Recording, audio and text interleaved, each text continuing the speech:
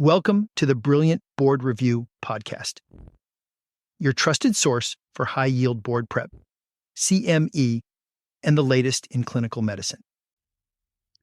Now, let's talk about pain reduction using methotrexate in osteoarthritis. And you're like, what?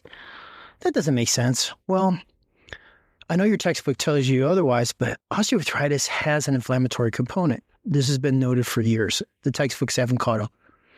And it's a chronic pain that reduces quality of life. I don't know if you've had a loved one, patients, somebody down the street, whatever, yourself is, if you're not moving and you're just kind of stuck and it causes you to have pain to move, just think about your quality of life. Think about just doing basic things, grocery shopping. Maybe you like hiking and you can't hike anymore. Maybe you want to do just simple things, going up the stairs in your house, and the pain is so much that you cannot do these things. So this is a study. It's a multi-center, randomized, double-blinded, placebo-controlled trial. Nice. This is in the UK, and it's between June 2014 and August 2017.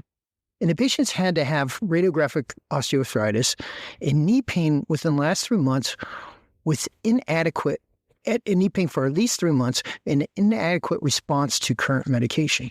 They were given methotrexate once weekly, and it was started at 10 and titrated up to 25 milligram dose versus placebo.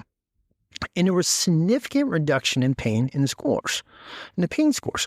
So this may be something we're looking at, because when you're treating osteoarthritis, what are you going to give? Usually the patients are older. You can't bang away NSAIDs on them because your GI bleeds and the side effects of the NSAIDs, kidney failure, and those kind of things.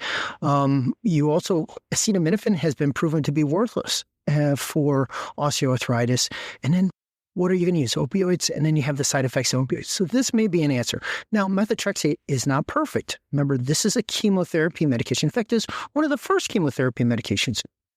So GIs get nausea and vomiting about 20 to 65% of the patients.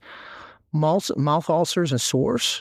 People get headaches, fatigue, and you call this methotrexate fog. Is they kind of feel blah the day after taking one of those pills. And you go blah, blah. So what can you do to help? Folic acid, 1 milligram daily, or you can do 5 milligrams once a week. Folic acid is cheap. Methotrexate is cheap. Now, liver damage. Now, this can be anything from fibrosis to liver, but more than likely it's just elevation in liver tests, and this can happen anywhere from 15 to 50% of the patients. Now, there is can have inflammation and fibrosis of the lungs. In fact, whenever somebody comes into a pulmonary clinic and there's fibrosis, if they look for methotrexate, they're going to blame it on that right away. They also can have drops in the WBCs and platelets in a patient.